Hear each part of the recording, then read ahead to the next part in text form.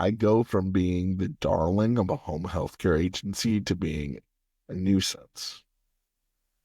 And there really needs to be better protection for clients who report their caregivers, because not only do those caregivers get to come back to work a lot of the time when those clients report them, the clients get the backlash.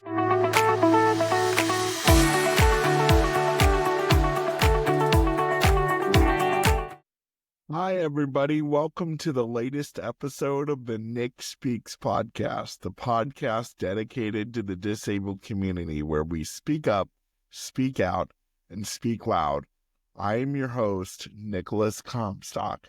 You guys, I am so glad that you're joining me today. Before I get into the meat of today's episode, I want to give you a couple house cleaning notes, and that is, if you want to reach out to me to be on my podcast, or you just want to tell me how much you enjoy the show, or you have a show suggestion, you can email me at nickspeaksofficial@gmail.com.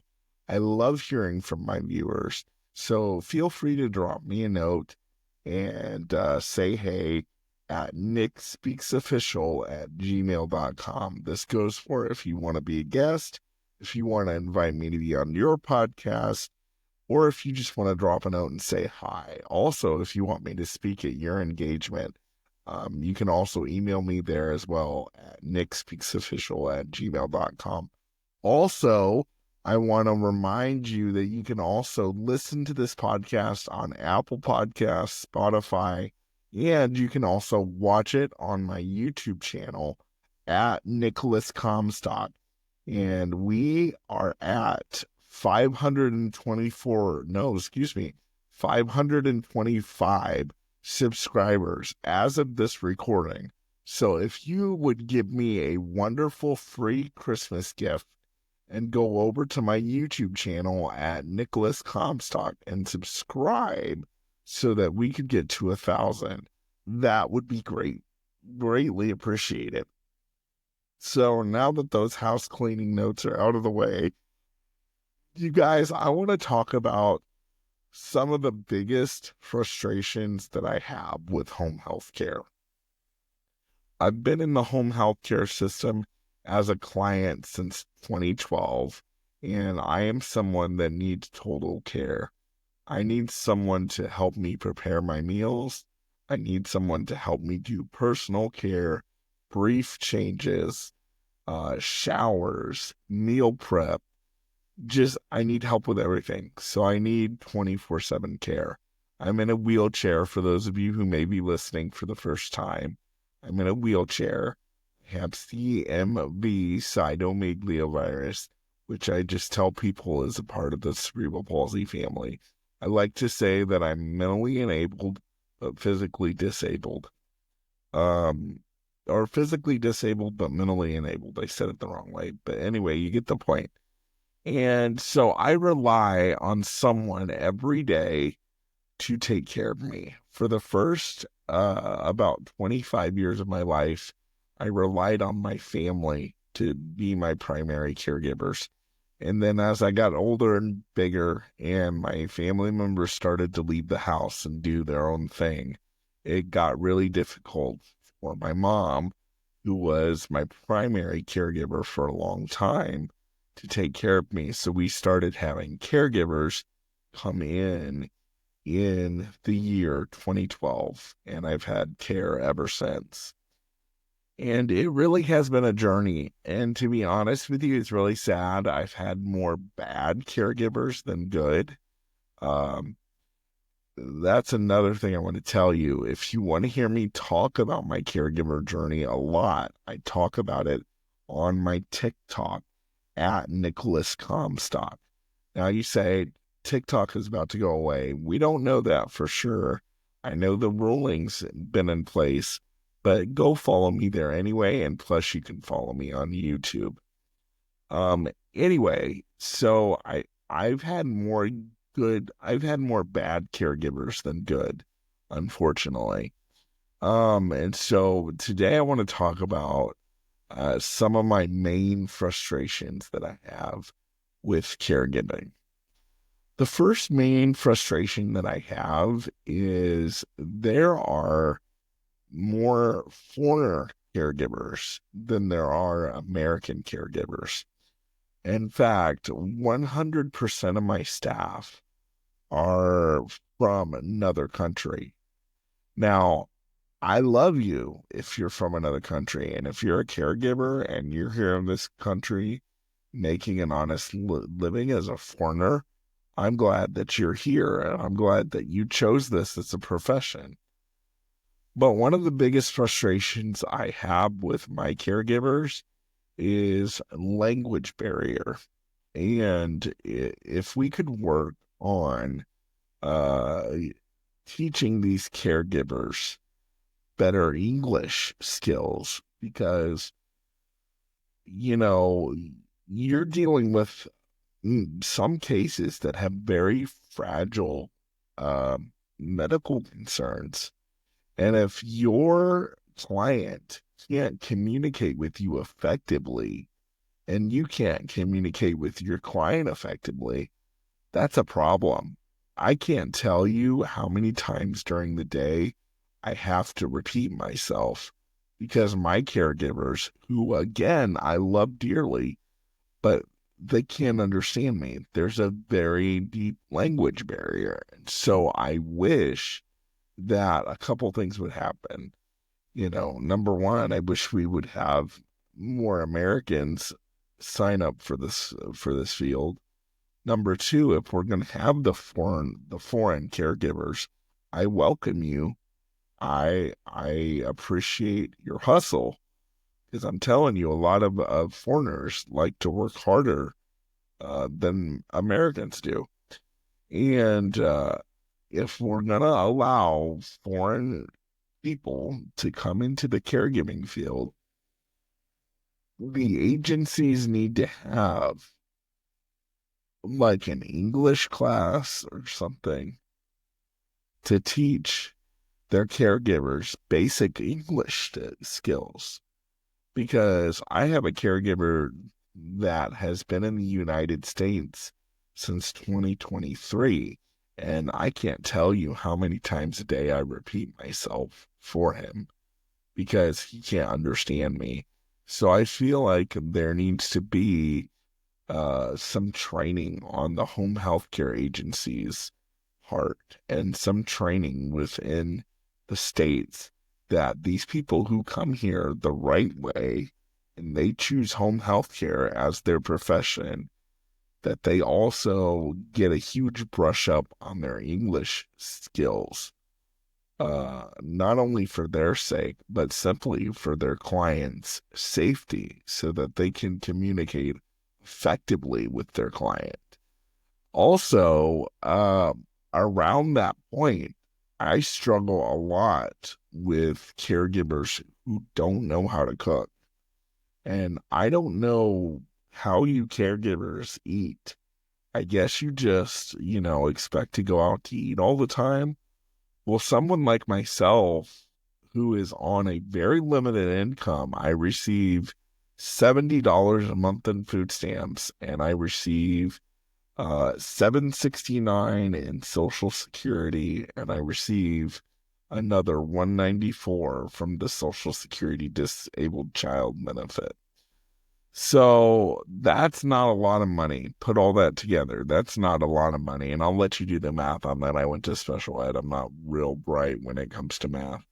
But that's not a lot of money. So having to go out to eat all the time or to buy frozen food all the time, just because caregivers don't know how to make a simple meal like meatloaf or mashed potatoes or spaghetti and meatballs. Right now, I have caregivers on my team who literally do not know how to use an oven. Like, seriously? So again, I think that this has to again fall to the agencies and train your caregivers how to do basic house tasks, train them how to cook, train them how to do your client's laundry, train them how to use a washing machine, train them how to use a vacuum. Because I'm telling you, especially when it comes to these um, foreign people that come in and do this job, they would probably have no problem sitting in a dirty house all day. But that's not how I want to live. And so doing these extra trainings for these caregivers who come from another country and who really want to do the job and do it well would be grateful, would be great. And it really is a frustrating thing. Caregivers who don't know how to cook, caregivers who can speak very little English, caregivers who have no idea about the American culture. And then because caregiving agencies are so desperate for bodies that they'll just hire anybody these days. Now, thankfully, here in Ohio, I was a part of a group called Bridge to Equality, working to bridge the gap. And we were tasked with helping our caregivers get better pay raises. And we've done that. And we take care of our caregivers very well here in Ohio.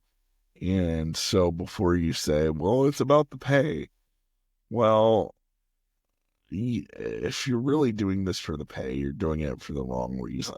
I'm just going to be honest. Um, but we need to um, work on better English training and better uh, cooking skills and just better life skills. Um, because these clients deserve to live the best life. But if they can't communicate properly with their caregivers, then they're not going to be able to live their best life. And I remember I had a caregiver who came to me several years ago. It was like maybe the second or third year I had been in caregiving as a client. And she said to me, Nick, I have to stop working for you because if I don't stop working for you, then I'm going to lose my benefits from the government. Perfectly able-bodied person. Um, didn't have any disabilities to my knowledge. She just didn't want to lose her government benefits. She didn't want that gravy train to stop. And even though the pay is an issue, I will give you credit there. If the government is willing to pay people to stay at home more money than they would if they're working a job, something's wrong, and we need to fix that. Another issue that I have with caregiving is caregivers don't treat this like a regular job. And what I mean by that is because it is in a home atmosphere and they don't have a supervisor over them directly, making sure that they do their job every day and they don't have someone to report to at the end of the day. Caregivers can feel that they can come and go as they please. And as long as they do the bare minimum, then that is fine with them. And if you're going to be a caregiver or if you are a caregiver, I'm sorry, the bare minimum is not enough. The bare minimum is not enough. And before you go off in my comments and say, Nick, you know, getting $10 an hour to change an adult diaper is not correct, is not right. First of all, I'm an adult. I don't wear diapers. I wear briefs. So let's get that correct right away. Don't use the word diaper in my comments. Use the word brief or tens or underwear, whatever you want to say. Just don't use that horrible word. And I agree with you. And I will say that having to do that for somebody, I don't think there's any amount of money that you could pay me to clean somebody else's butt. You just have to do it out of the goodness of your heart and do it out of the compassion for people. Because unfortunately, there are people in this world, and I'm one of them, that need help having my butt cleaned every day. And so you got to stop looking at dollar signs when it comes to that, and just do that particular job out of the goodness of your heart, and realize that one day you may be in the position of having to have that done to you, and be as good as your client, be as good to your clients as you can be, because one day, most without a doubt, you're going to be in the position of needing a caregiver to take care of you. And when I say that caregivers don't treat this like a normal job, meaning that, at Walmart, you may be on schedule to come in from 9 to 5. And if you're not there at 9 o'clock, or 9:15, if Walmart has grace period, you're going to get written up. And if you do that multiple times, you're going to get fired. Well, you know, most people know that caregiving is a desperate field and they always need somebody. So I feel like caregivers take advantage of that, and they say, well, I know I'm supposed to be there at 8 o'clock, but if I show up at 8:30, at least I showed up today. No, the problem is you showed up at 8:30. You were supposed to be there at 8 o'clock, and then you weren't supposed to leave until 4. And you want to turn around and ask your client if you can leave at 2:30. And then expect that to be okay. And then another thing that irritates me is that caregivers want to use their clients' time and paid time to run their own personal errands instead of getting the client out of the community and out into the community, not out of the community, out into the community. And don't do that. If your client, is kind enough, if you say, hey, after we go to your event or your doctor's appointment, do you mind if I stop at Walmart and pick up a couple things? I don't necessarily think that's a bad thing, but the thing is, if a client says yes, then you start taking advantage of that every day, and I just don't think that's fair. I also, um, one of my other biggest issues for me as a client is that caregivers spend hours on the phone. They're always on the phone. I'm struggling with this right now with all my caregivers. They're always on the phone talking to other people. I said 100%, in the beginning of this episode, I said 100% of my caregivers are foreigners from other countries. And they are always on the phone talking in their other language to their folks. But I have trouble getting them to talk and connect with me. And one of the things is, they're like, Nick, I don't like to talk too much. Well, that's not true, because you spend every waking moment that you're with me on the phone. So really, caregivers, get off the phone, spend time with your client, get to know them, because they need you. You may be the only person that can bring light into their day. And if you're on the phone, instead of attending to them when they need something, and don't attend to them while you're still on the phone either. Don't be like, sure, I'll come give you a brief change whenever you need it, but I'm going to be on the phone with my girlfriend or my wife or my boyfriend. No, no, no, no, no, no, no. You tell that person you can call them back. And I I've dealt with this with every provider that I've had, and I'm still dealing with it. And it's like, if you were at a normal job and you were on your phone the entire 8 hours that you were working, I don't think you would be working there for very long. And so, really, just have a respect for your clients and for your client's home as well.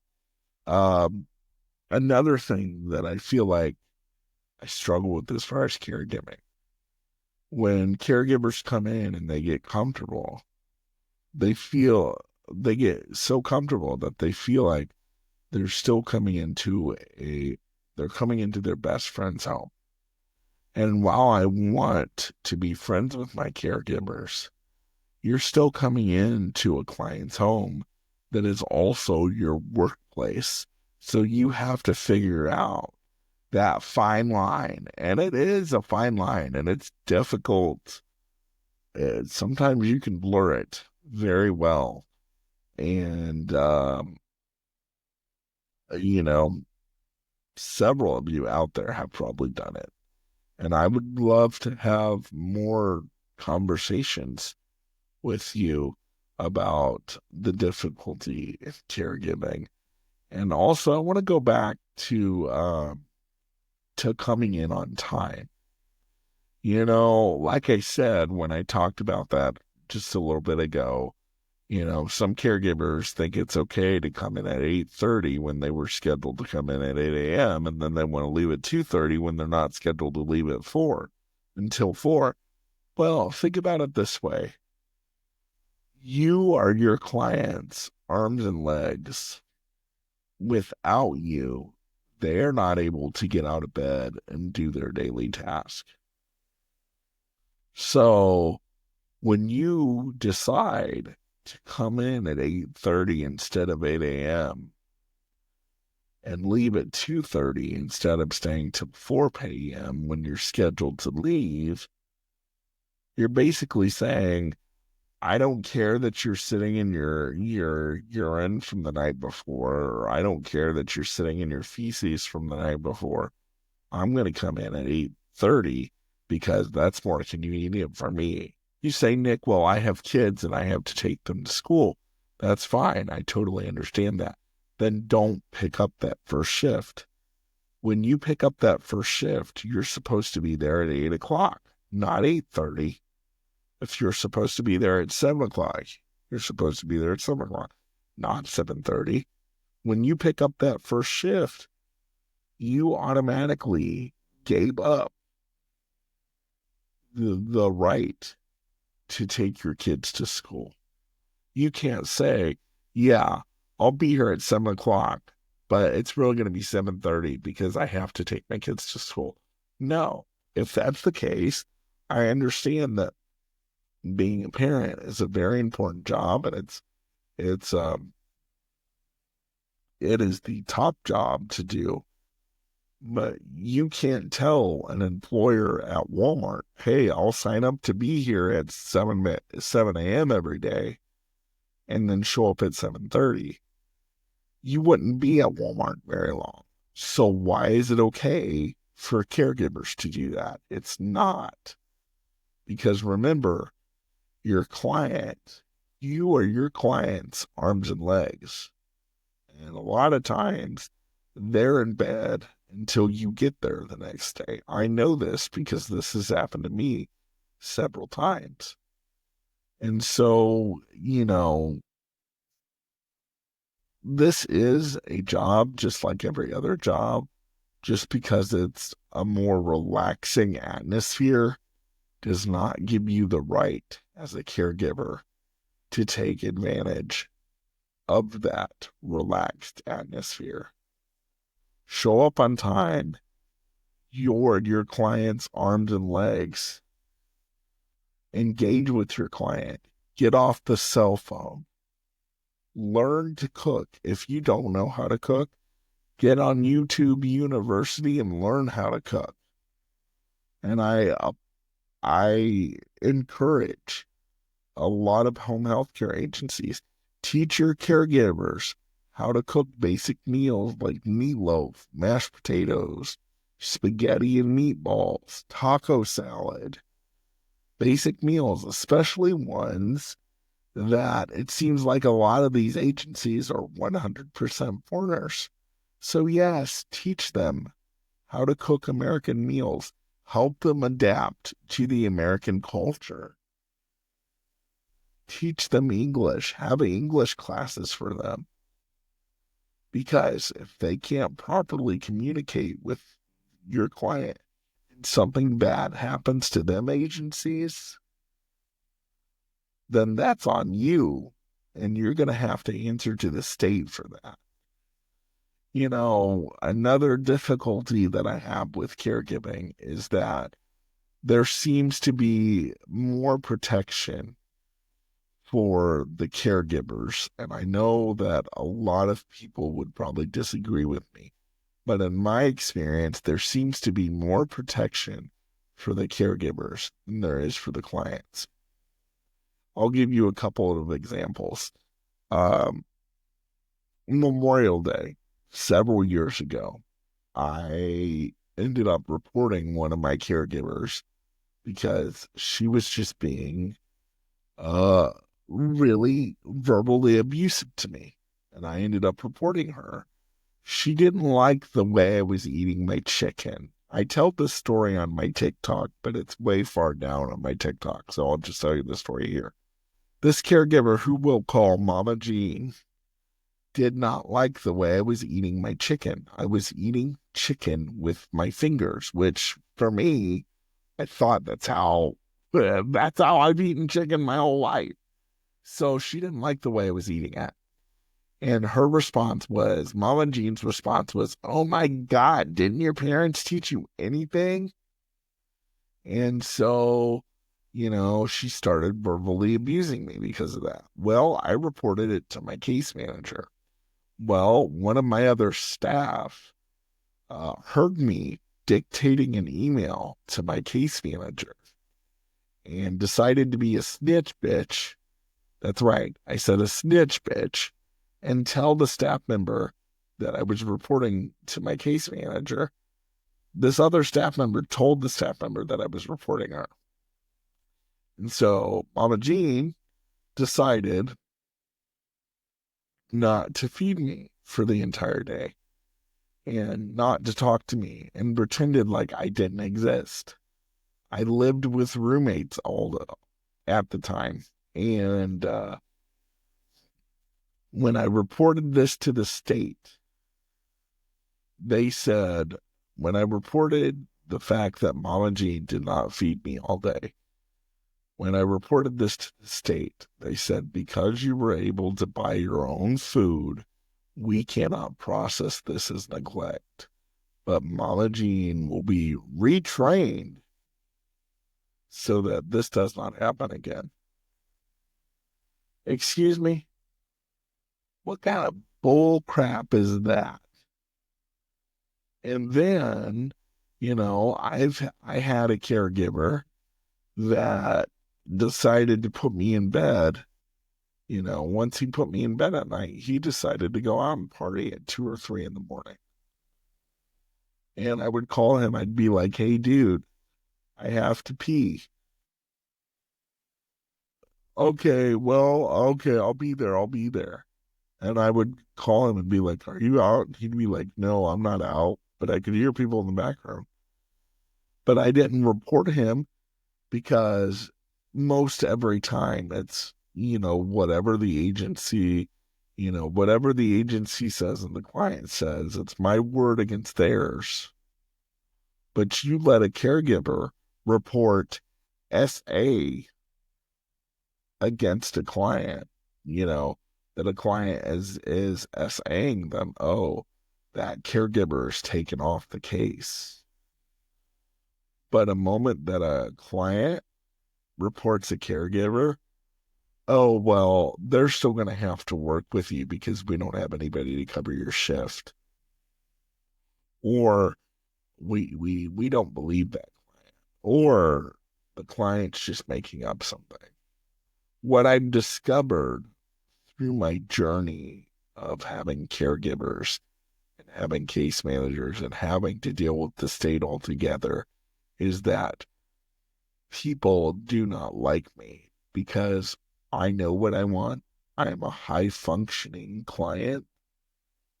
I am my own guardian.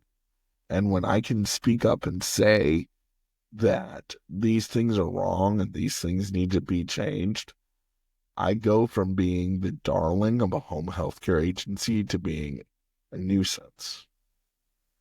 And there really needs to be better protection for clients who report their caregivers, because not only do those caregivers get to come back to work a lot of the time when those clients report them, the clients get the backlash about why did we report them and why didn't we just talk to you about it? Well, I can tell you right now, first of all, as much as I hate to admit it, a person like me who is in a wheelchair and needs help with everything is very vulnerable. So if I confront you about something and you don't like the way that you're confronted about it, then you could just go off and hit me or something or do something dangerous to me. I don't know what you're capable of doing. So a lot of times I don't feel comfortable saying those things. So that's why I will go to the office instead of going to directly to the caregiver. And a lot of times when a caregiver gets close, they're like, how could you report me? I thought we were friends. Yeah, I thought we were friends. So why would you leave me to pee my bed so that you could go out and party? Yeah, I thought we were friends. So why would you leave me hungry all day and not able to eat just because you got mad that I reported you? Yeah, I thought we were friends. So why is it okay for you to take me to your errands and do what you need to do, but then what I need to do is not as important and you're too tired? That's not how real friends treat each other. If you're going to look at that way, caregivers. And I say this all the time. A caregiver is a friend when there are no friends to be found. That is truly a statement that I believe. And so if we're going to go with I thought we were friends, why would you treat me that way? Well, then the next time you think of being late just because it's out of pure convenience, caregivers, why would you leave your client sitting in a brief that has probably needed to be changed for the last half hour? But they're waiting on you because the other staff has decided to go ahead and leave because you made them late to their other job. Mm, yeah.